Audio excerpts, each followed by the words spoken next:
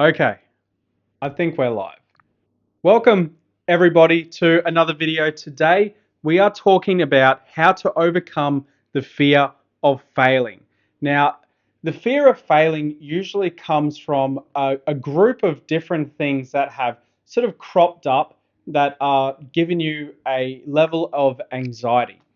Um, some precursor to this is that I was asked this question in my Discord server to make a video on this topic. So I thought this is a good direction to take with the channel and to sort of throw out there how I overcome the fear of failing and some other ways as well that I think might be helpful for you. Of course, this is only my advice from my own personal experiences. So, don't think about it too much because each person is different and each situation warrants its own level of thought on how you can overcome a certain situation. So, with that being said, the fear of failing, I find, usually comes from not having given yourself enough options to start off with. And that's where this anxiety builds from. So, what I mean by that is if you go into a project, for example, or maybe you want to become a freelancer in IT, I'll stick with the current theme of the channel. You want to become a freelancer in IT, and you're worried about how you could potentially fail without even having started. Now, first of all, the first thing that comes to my mind is that you wouldn't know if you're going to fail if you don't actually give it a try. Second of all, you need to sort of change the way you think to that if you do fail, at least you have learned something along the way, and that's a happy learning in a way, which is, I think, a very useful, mindset to take on the topic of failure. Aside from that, not having enough options usually comes down to not trying different ways to succeed before you count yourself as a failure. So that's why with my series on freelancing, have so far started off with complete groundwork so that you have so many different options to choose from before you actually start pushing ahead to go to the moon, as if you want to say it like that, or different avenues that you can take to succeed. So if you don't have enough options to succeed, then if you've only got one way to succeed and the others are fail, then it's a 50-50 or maybe less chance of succeeding. And that's what I mean by giving yourself enough options to succeed in the first place. But as I said before, the option of failing is usually not even a failure. And I can tell you from personal experience that most of the times I've failed, especially in business, is somewhere where I've actually learned something. And there I have had countless failures as far as business goes. And finding the right way to success is it's tricky, and sometimes you can get into trouble trying to find success, and that's fine because it's part of the learning journey of in this case running a freelancing business, and in most cases just trying to get yourself out there to actually succeed. So that's my 2 cents on how I would approach succeeding when your options are mostly, I guess, failure. Now, I can only see there's one person watching this at the moment. I think it's Rymac. Welcome to the live stream, man. It's good to have you here. After this live stream, I'm going to be moving from this YouTube video, this live stream, into my Discord server to celebrate my birthday, another guy called Beamer's birthday, who's an absolute legend, and another legend called Joper. It's a three-way birthday party extravaganza. It's going to be a lot of fun. So jump into the Discord server. The link is in the description. And we're going to have some beers and chips and good old times playing some games. So jump in there after this live stream because that's where I'm going to be going directly after this. I'm going to turn off all the threat maps. I'm going to jump into my Discord server and we're going to have some fun. Now, back to the topic of failure. There's a certain type of mindset that I find that helps me to succeed, and this is the mindset of that to expect failure.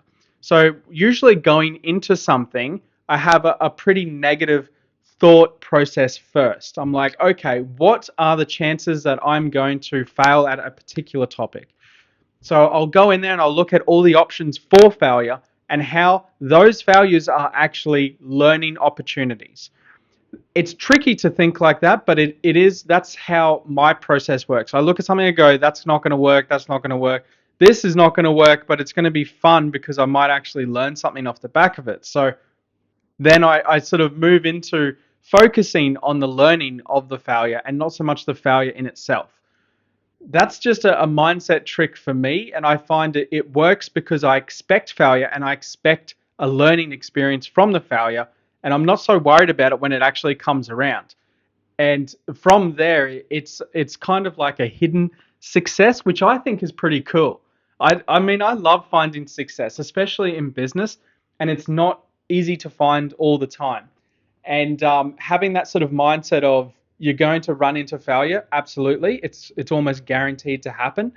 And when you do, you should see what you can actually learn from that failure so that you can then succeed and be successful in whatever that topic or target was that you were trying to achieve. Anyway, we've got engineering with Beamer. Happy birthday, man! I hope I'm going to see you in the Discord server shortly after this live stream. If you guys have any questions, I think there's only like one or two people watching this. If any of you have any questions on mindset or how to overcome failure or what your examples of failure are that you want to try and overcome, you have any questions about this that you would like for me to give my, I guess, input or answer on, now's the time to ask. I'm all open ears to hear what you have to say, and if I can maybe help to put you in the right direction. I don't know what the questions are, so I'm not sure if you any of you have any questions. But if this video does go to publish after this, which it will, and you think of the question after watching this later, please do drop it in the comments below. I really do enjoy doing these live streams because it gives me an opportunity to answer the questions before the questions actually come in the comments, which these days they don't seem to do much anymore. It seems like everyone who's got a question just jumps into the Discord server and asks a question in there. So it is what it is, but that's okay. I got a question here from Rymac. Says, how do you manage to do freelancing and your day job simultaneously? The answer to that question is very good time management. There's no beating around the bush. I manage my time brutally. So I'll open on my computer here. I'll show you my calendar. So that is a normal week calendar for me. That includes all of my day tasks as well as every small component of my life that I'm actually going to be looking at. That's how I manage my time. It doesn't work for everyone. It works for me. It works for my partner. She likes to know what things I've got going on. She shares the same calendar, so she puts in the things that she wants me to know about because she knows I read that calendar religiously. I have it saved on the desktop thing, like my home screen of my phone, because I know if it's not written there, then I'm going to forget what it is. I rely on my calendar extremely heavily. And it has things like this morning I was out renovating a house. So that's a big renovation thing here. There's taking a box to city. There's a lot of nothing here, which was mostly just chilling out, but it ended up being packing more boxes at home. That's how I managed to do my day job as well as freelancing. At the same time, though, my day job is contracting. So technically, I'm already working for myself during the day, and any additional tasks that I do as part of my freelancing are aside from that. The hardest thing I find with doing freelancing while working essentially a full-time job is taking phone calls. People love to still make phone calls, especially the sort of clients that I talk with. They love making a phone call, which does my head in because I don't have time to take a 10-minute phone call. But I prefer to do it in an email, which take me 20 seconds. But that's okay. Some people prefer to call. So sometimes I get a call about an issue that someone's having and they want me to look at it immediately. I still take the call. I take the call at work all the time. And it's not like I take a call every 10 minutes or 20 seconds or whatever. It's usually like 1 or 2 phone calls a day. Most people submit a ticket. They know that I prefer for them to submit a ticket. So they just email the support at dccybersec.co, or they submit a ticket, which goes to the same place. It all goes into my Freshdesk ticketing system that I look at and I get alerts for. So yeah, most of my clients know that I'm actively looking at my ticketing system. They can probably sense through my voice that I'm not keen on taking that phone call. But if it's urgent enough, obviously, I'm going to take the phone call and I'm going to answer it anyway, because I answer every phone call. Don't OSINT me and call me, because I'll be pissed off. Grim Jim, welcome, dude. After this, we are doing a super fun Discord party where we're going to have some beers. I've got a selection of beers from all over the world, and I've got some soju, and I think I have some wine as well, some chips. Obviously, I need some chips, and yeah, it's going to be fun. So come on into the Discord server. I'm going to wrap this video up in about 5 minutes time. So if you guys have any more questions that you want to ask me about freelancing in IT, how to overcome failure, how to stay motivated, any of these mindset sort of questions, let me know in the comments right now, and I'll read them out. I'm looking at my phone right now, waiting for the things to come through. If anyone has anything left, I know there's only like 2 people watching this, so it's all yeah. Grim Jim is I am alert. Really? That's you, man. You've been in the server for ages. When did you change your name? That confused me so much. When I saw this, like, I am alert, I was like, who the hell is this, and why did they just randomly boost my server? But then now that I know it's you used to boost the server as well, so it makes a lot of sense. So yeah, welcome back to Booster Gang, dude. It's good to have you. Thanks for the support as well. I appreciate it. I have a question, actually. I want to test something out. While we're live here, I'm going to walk into the other room with my little fuzzy microphone, and I want you guys to let me know in the comments thingy right now if you can hear me talking. So if I move away from here and I go into another room of the house, all right, I'll just walk around, la la la. Can you hear me? Can you still hear me? Is this still working? Am I cutting out or anything? Is it like losing its connection? Can't wait to see the chat. Let me see. You can still hear it. Is it clear? Is it like crispy? Is it good? All good. Damn. All right. There you go. You know what? This thing is actually, it's like you're meant to clip it to yourself, but because I'm such an extra basic bitch, I put it on a little miniature tripod, like this little chode pod, just because I love to hold a microphone. It's like, I think it's like part of my life dream of being a fucking like celebrity or something. And I love it. I should have been a TV presenter. How good would that be? That would have been amazing. Anyway, I do love it. This thing is cool. Also, this camera that follows me around, it's kind of trippy, right? It's kind of fun. It's kind of good. I should do more live streams. Live streams are fun. Isn't this? I know there's only like 5 people watching, but I'm enjoying myself. So, I mean, that's all that matters, right? Yeah. Anyway, we're going to move from here.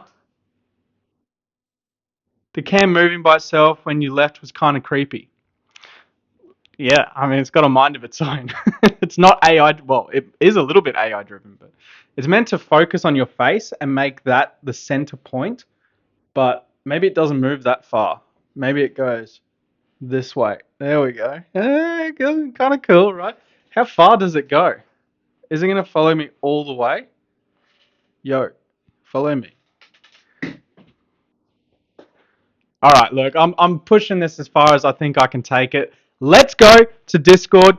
Jump on the first link in the description. We're going to jump into my Discord server. I'm going to crack open some beers. We're going to wish everyone a happy birthday, because it's like 3 or 4 different people's birthday at least in the server. I just culled half the server out last week, so we've lost like 2,000 people. So jump on in there.